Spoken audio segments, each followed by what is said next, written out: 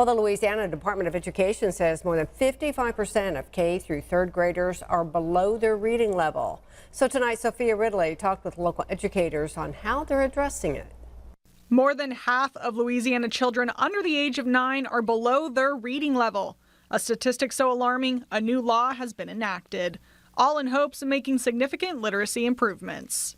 Legislature passed Act 422, which Act 422 states that, if kids are not reading on level by grade 3, and that kicks in this year, they will be retained. One educator believes literacy is much more than just reading and writing. It's the backbone of society. It's the backbone of our education system. It's the backbone of our economy. If we don't have literacy, our people can't prosper and grow. And that's one thing that has often been left out in North Louisiana in this particular region. Monroe City School Superintendent Sam Moore believes improving literacy scores is just the first step. So literacy is our primary focus because we realize, looking at our data, that literacy is the key to improving our test scores and putting our kids in a better position to be successful academically. Yolanda Gaydon is an author with 30 years of early learning education experience. She's addressing the issue through children's books.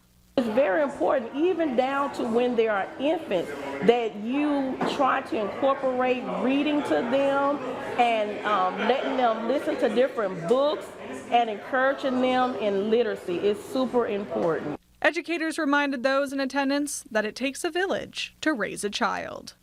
Reporting in Monroe, Sophia Ridley, KNOE 8 News.